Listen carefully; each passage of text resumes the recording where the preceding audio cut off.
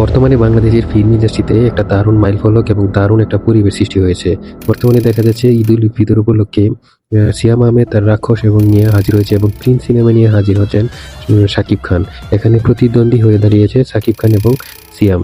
যেহেতু সিয়ামের সাকিবের প্রতিদ্বন্দ্বী, অবশ্যই তার মুভিকে নিয়ে একটু ভোগান্তিতে পড়তে হবে, একটা কারণে বোঝা যায়। তবে অবশ্যই ভোগান্তিতে পড়তে হবে না যদি একটা ভালো কন্টেন্টের উপর দম থাকে, যদি অ্যাক্টরের দম থাকে, যদি ডিরেকশনের দম থাকে, তাহলে অবশ্যই রাক্ষস ভালো কিছু করবে সাকিবের বিপরীতে।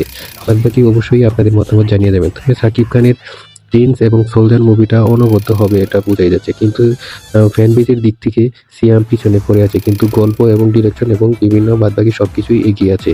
তবে দেখা যাক, অবশ্যই তাদের প্রতিদ্বন্দ্বিতা ভালোই টিকবে এবার ঈদে। তবে এর আগে তাদেরকে এরকম মুখোমুখি কখনোই মুভি হতে দেখা যায়নি, তাই এখন বলা যাচ্ছে না কি হতে যাচ্ছে। সিয়াম আহমেদ শুধু তার ফ্যান বেজ থেকে একটু ছোট হতে হবে, আর বাদবাকি অভিনয় বলেন আর মুভি বলেন, তার সবগুলো মুভি ভালো ব্যবসা সফল হয়েছে। যেটাই হোক, সাকিব খান থেকে সে পিছিয়েই রয়েছে কিছুটা। আপনাদের মতামত অবশ্যই কমেন্ট বক্সে জানিয়ে যাবেন।